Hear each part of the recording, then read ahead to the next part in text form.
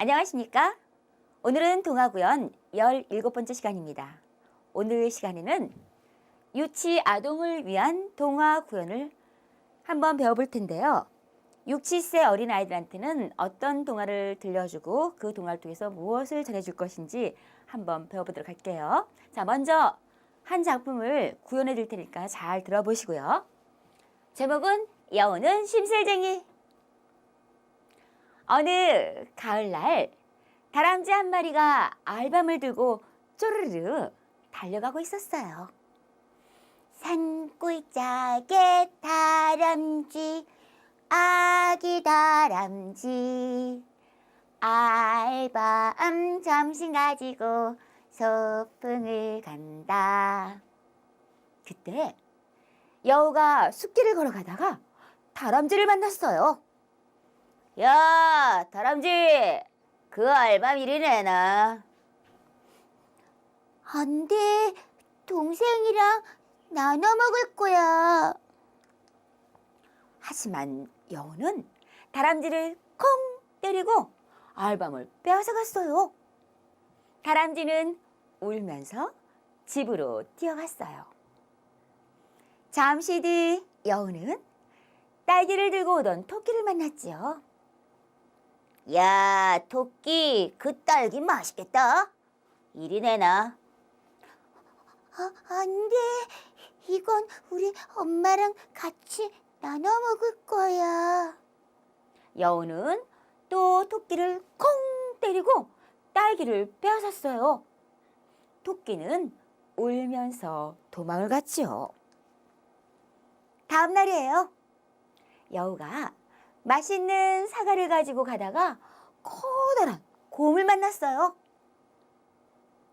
야, 여우야, 그 사과 맛있겠다. 이리 내놔. 안 돼, 이건 내 사과란 말이야. 하지만 곰은 여우를 쿵 때리고 사과를 빼앗아가지 뭐예요? 곰은 정말 나빠. 여우는 엉엉 울면서 생각했어요.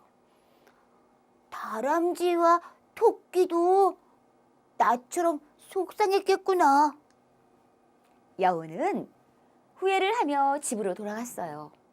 그리고 딸기와 알밤 한 바구니를 가지고 다람쥐와 토끼를 찾아갔지요.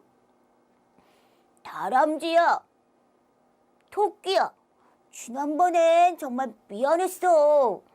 우리 이거 함께 나눠 먹자. 알았어, 여우야. 그래, 여우야. 그 후로 여우는 다람쥐, 토끼와 사이좋은 친구가 되었대요. 네, 여러분. 재미있게 구현해 보셨나요? 자, 우리 배운 대로 인물 한번 분석해 볼까요?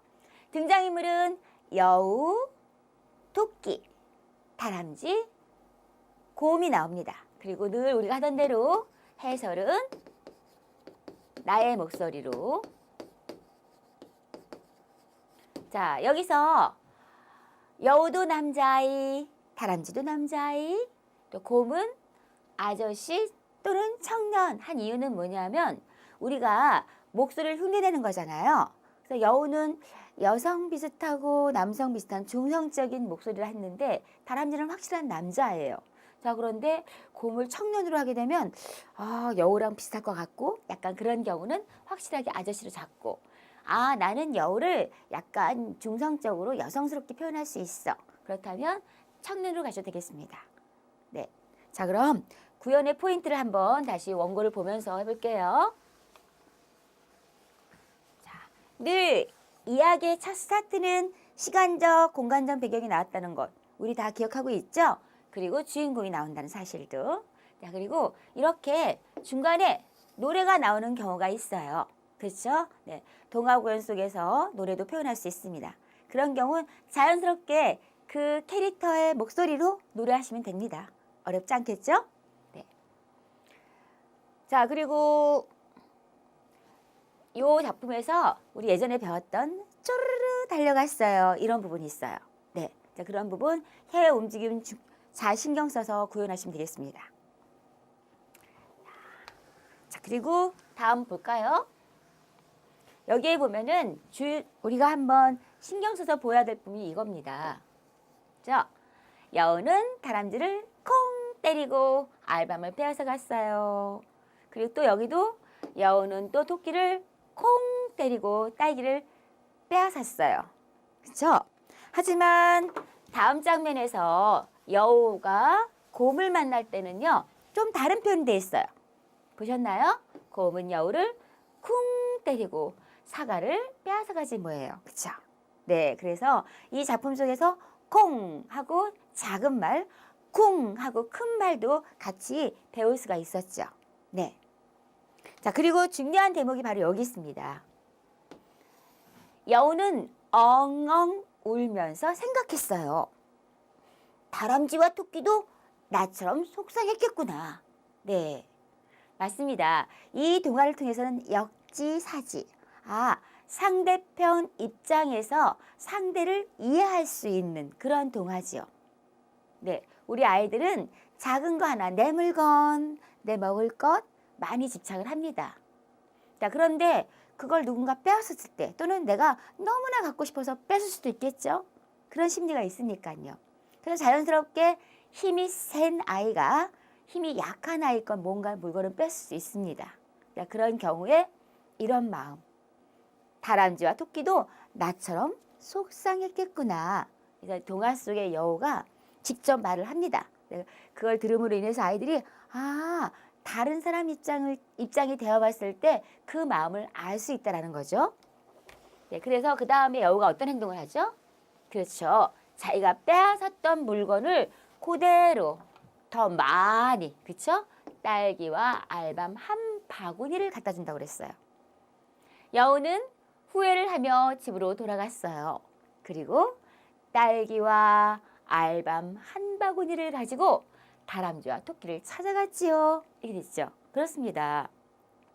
사실 아이들 입장에서 누군가한테 미안하다고 해서 그 물건을 그대로 주거나 더 많이 갖다 준다는 것은 생각하기 어려운 겁니다.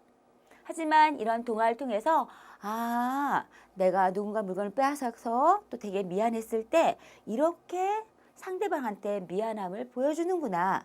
그렇죠. 동화를 통해서 그런 걸 배울 수 있다는 거죠. 다람쥐야, 토끼야, 지난번에 정말 미안했어. 확실하게 사과하고 우리 이거 함께 나눠 먹자. 그리고 알았어 여우야. 그래 여우야. 대답한 다음에 마지막 정말 중요한 거 있죠. 여우는 다람쥐, 토끼와 사이좋은 친구가 되었대요. 네, 동화의 매력이 여기 있습니다. 우리 사람들 속에서는 참 어려운 관계일 수 있어요. 누군가 날 때렸고 누군가 내 걸 뺏은 사람하고 친해지기란 어려운데 동화 속에선 그렇지 않거든요. 얼마든지 사과하고 친구가 될 수 있거든요. 그래서 우리 아이들은 이 동화를 통해서 그런 것들을 습득하고 이해할 수 있게 됩니다. 자, 그럼 이 동화의 포인트를 한번 또 배워볼게요. 자, 이 동화의 주제는 네, 맞습니다. 역지사지. 상대편 입장에 대어서 상대를 이해할 수 있다. 6, 7세 유치 아동들은 공동체 생활을 통해서 배려와 나눔, 사랑 등을 배우는 시기입니다. 그렇죠? 5세까지 주로 부모님 품에 있다가 이제 친구를 찾게 되고 그 친구들과 어떤 질서 있는 생활들을 배우는 그러한 시기이죠. 자, 그래서 거기서 우리가 많이 어떤 질서를 가르치는 부분에서 아이들에게 다른 사람의 물건을 뺏는 것은 나쁘다라고 직접적으로 가르치기보다는 이런 동화를 들려줌으로써 아이들이 동화 속 인물의 감정을 직접 느껴보고 또 스스로 깨닫게 하는 것이 중요하다는 거죠. 그래서 감동을 통한 깨우침은 말 이상의 효과를 얻을 수 있다라고 썼는데요. 사실 동화 자체가요. 우린 이렇게 표현합니다. 동화는 감동 문학이다. 네, 맞습니다. 사람의 마음속에 무엇인가 잔잔한 감동을 주고 깨우침을 줍니다. 그래서 다음에 나도 이렇게 해야지. 저러면 안 되는구나. 네, 이런 것들. 여러 번 말하면 잔소리지만 이렇게 감동적인 이야기를 들려줌으로써 그 가슴에 새겨 넣으면 오히려 그것이 훨씬 더 효과적이라는 거죠. 지금과 같은 동화를 들려줄 때는요, 먼저 선생님이 뭐 인형극으로 보여주든 그림 동화로 들려주든 재밌게 동화를 들려준 다음에 이제 피드백을 합니다. 자, 피드백은 뭐냐면 아이들이 얼만큼 동화의 내용을 이해하고 있는지. 예를 들면 동화 속 인물은 누가 나오나요? 그렇죠? 자, 그래서 어떤 일이 벌어졌나요? 그렇죠. 여우가 누굴 때렸어요? 아, 다람쥐를 때렸구나. 그리고 또 토끼한테 뭘 뺏었죠? 아, 그랬군요. 그 다음엔 어떤 일이 벌어졌어요? 이번엔 거꾸로 곰이 여우한테 사과를 뺏겼군요. 자, 이렇게 해서 충분히 질의응답을 통해서 동화의 내용을 충분히 숙지하게 한 다음에 동화 속 인물의 역할을 나누어서 극처럼 해봅니다. 네, 대사를 길게 안 해도 짧게 해서 우리 친구가 다람쥐 해라, 너는 토끼 해라, 나는 여우를 해라 하면서 서로 역할을 합니다. 자, 그러다 보면 아이들이 맞았을 때의 기분, 때렸을 때의 기분, 또 빼앗았을 때의 느낌, 뺏겼을 때의 느낌을 이해할 수 있겠죠. 네, 그렇게 한 다음에 역할놀이가 다 끝난 다음엔 본인들의 경험을 얘기해 보는 겁니다. 네. 어떤 날 제가요 철수한테 사탕 뺏겼는데 정말 화가 났었어요. 뭐 이러든가. 아니면 너무너무 갖고 싶은 장난감이 있어서 내가 순이 걸 뺏었는데 그때 너무 미안했다든가. 네, 이런 것들을 직접적으로 말해보게 합니다. 그렇죠. 그래서 그 경험했던 사실들을 이야기하는 과정 속에서 자기가 느꼈던 감정들을 본인들의 언어로, 아이들의 언어로 표현해보는 방법이 굉장히 중요합니다. 가능해요, 아이들이. 그 마음이 내가 화가 났었던 건지, 되게 미안했던 건지 분명하게 감정 표현을 할 수 있거든요. 네, 그래서 아이들이 다른 사람을 이해할 수 있는 그런 마음을 갖게 해줄 수 있는 동화였습니다. 자, 두 번째 작품은요, 좀 더 흥미롭게 하기 위해서 제가 인형극으로 준비했습니다. 들어보시겠습니까? 네, 들려줄 작품은 꼭 한 번만이라는 작품입니다. 파란 하늘에 예쁜 아기 종달새 종다리가 날고 있었어요. 종다리가 날 수 있습니다. 보세요. 야, 신난다. 하늘이 너무 맑고 깨끗하네. 랄랄랄랄랄 랄랄라 랄랄랄랄랄랄라. 기분이 좋은 종다리는 하늘을 이리저리 마음껏 날아다녔어요.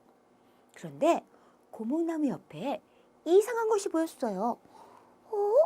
저게 뭘까? 늑대 아저씨잖아. 그런데 저건 모기에 꼭 껴안고 있지? 궁금해진 가까이 가보니 커다란 상자 안에 맛있게 생긴 벌레가 가득 들어있지 않겠어요? 늑대 아저씨, 안녕하세요. 굉장히 맛있게 보이는 벌레네요. 그래, 내가 좋아하는 싱싱한 벌레란다. 이걸 어쩌시려고요? 너희 새들에게 팔려고 그러지. 파신다고요? 그럼 너도 한번 먹어볼래? 내 깃털 하나면 줄 수 있지. 깃털 하나면 된다고요? 종다리가 날개를 활짝 펴보니 깃털 하나쯤 없어도 될 것 같았어요. 종다리는 엄마에게로 날아갔죠. 엄마!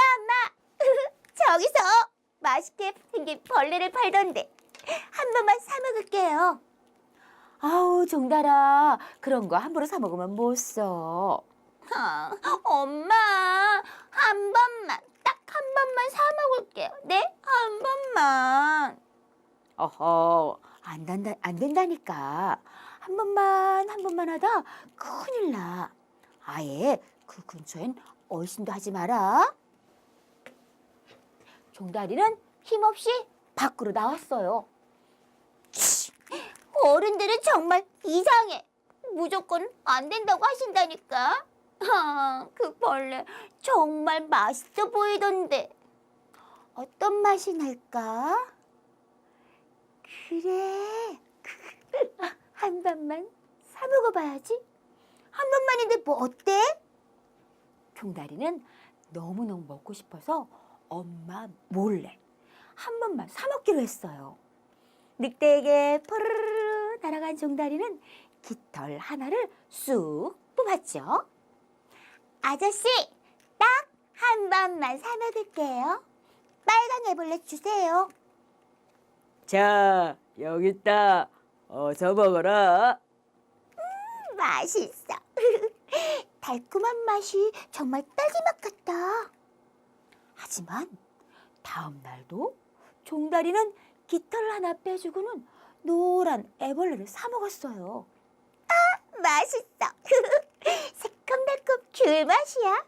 이렇게 맛있는 건 처음이라니까. 종다리는 한 번만 하면서 매일 애벌레를 사 먹었죠. 그런데 참 이상했어요. 하루하루 사서 먹다 보니 점점 나을 수가 없는 거예요. 아, 힘들어. 이제 정말 그만 사 먹어야겠어. 깃털이 없으니 잘 날 수가 없는걸? 어느 날 종다리는 마지막으로 한 번만, 정말 한 번만이라고 생각하며 늑대를 찾아갔어요. 늑대 아저씨, 이번이 정말 마지막이에요. 그리고는 꽁지에 남아있는 깃털을 쑥 뽑아 늑대에게 주었어요. 순간 늑대의 눈이 번쩍 빛나는 게 아니겠어요? 오늘을 내가 얼마나 기다렸다고. 아주 포동포동하게 살이 쪘구나. 늑대는 종다리 날개를 꽉 움켜잡았어요. 바로 그때였어요. 안 돼, 종달아! 어서 피해! 어디선가 날아온 종다리 엄마가 늑대의 눈을 날개로 확 내리쳤어요.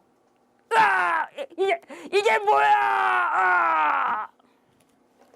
늑대는 두 눈을 감싸주며 뒤로 벌렁 넘어졌죠. 그 순간 엄마 종달새는 종다기를 안고, 자, 한번 볼까요? 높은 나뭇가지로 도망쳤어요. 이렇게 엎고요. 엄마, 죄송해요. 엄마 말을 듣지 않아서. 엄마 덕분에 간신히 살아난 아기 종달새는 꼭 한 번만이라는 말은 절대로 안 하게 되었대요. 어때요, 여러분? 재밌게 보셨나요? 네. 자, 그럼 먼저 등장인물부터 살펴볼게요. 다 넘겨주시고요. 자, 여기서 보면은 여자아이, 늑대, 자, 그 다음 종달새, 그렇죠. 새 친구가 나오고요. 그 다음 해설이 있었어요. 네, 구현을 할 수 있었죠. 자, 그러면 요 동화를 통해서는 어떤 걸 할 수 있는지 보겠습니다. 먼저 제가 인형으로 보여드렸잖아요. 동화 구현은 원래는 소품 없이 말로만 해야 되는 게 맞아요. 하지만 어린 유치 아동들에게는 이렇게 인형을 들려주거나 인형극을 들려주거나 그림 동화를 들려주면 훨씬 재밌겠죠. 그렇습니다. 실감나게 느끼면서 또 흥미도 있을 테니까요. 그래서 보다 더 효과적인 동화 구현을 위해서 오늘 특별히 인형극으로 보여드렸고요. 자, 요 동화의 주제는 뭐냐 하면 바로 꼭 한 번만 하면서 각종 중독에 관한 경종을 알리는 동화였습니다. 요즘 아이들 눈만 뜨면 벌써 생후 3개월만 되면 핸드폰을 만집니다. 그래서 각종 게임 중독 또는 스마트폰 중독에 대한 위험이 있고요. 그 다음 또 조금 커서 밖에 나가서 음식을 먹다 보면은 불량식품이나 각종 패스트푸드에 중독되는 경우가 참 많죠. 그리고 성인일 경우는 어때요? 맞죠? 네. 담배 중독 또는 술 중독, 나중에는 게임 중독, 그리고 더 나아가서는 마약 중독까지. 그렇죠. 엄청나게 무서운 것들이 많아요. 그 모든 게 뭐냐면 이번 한 번만, 그래 딱 한 번만. 네, 이렇게 하면서 습관이 들이다 보면은 어느 사이에 어떻게 빼도 박도 못하는 완전히 자기가 중독이 되어갖고 헤어나지 못한 경우가 참 많잖아요. 그래서 이런 동화를 통해서 중독에 대한 경종을 알린 동화입니다. 자, 사실 우리는 한 번만 하다가 자신이 망가지는 걸 잊어버려요. 지금 종달이 똑같아요. 너무 맛있다 보니까 이번 한 번만, 딱 한 번만 하다가 결국은 자기 꼭 새가 깃털을 다 주고 늑대한테 벌레 사 먹었거든요. 제가 이 동화를 처음 접한 게 꽤 오래전인데요. 네, 그 동화 원작에서는요, 결국 이 종달새가요, 맞아요, 늑대에게 잡아먹히는 거 끝이 납니다. 왜냐하면 꽁지에 남아있는 깃털까지 줘버리거든요. 그래서 원작이 꽁지 빠진 아기 새였어요. 그런데 정말 충격이었거든요. 야, 새가 먹을 걸 먹고 싶어서 지 꽁지털까지 주는 바람에 늑대에 잡아먹힌다. 그래 들려주다 보니까 너무 충격이에요. 그래서 우리 개작 때 배웠죠? 아이들한테 너무 충격적이거나 잔혹한 것은 그렇죠. 개작을 통해서 내용을 바꾼다고 그랬어요. 그래서 저는 잡아먹히는 걸 과감하게 없애고 이렇게 엄마를 등장시켜서 살려냈습니다. 그 대신 아이들한테 확실하게 꼭 한 번만 말은 다시는 안 하게 되었어요 하면서 스스로 반성하는 걸로 엔딩을 했죠. 그렇습니다. 아이들이 이 동화를 통해서 스스로 본인들이 잘못된 것을 고쳐나가도록 하는 것. 그것이 바로 동화의 궁극적인 목적이니까요. 네, 여러분 이렇게 재미있게 인형극으로 또 해보시면서 아이들에게 좋은 교육을 하시면 좋겠습니다. 수고하셨고요. 다음 시간에 또 뵙겠습니다. 안녕히 계세요.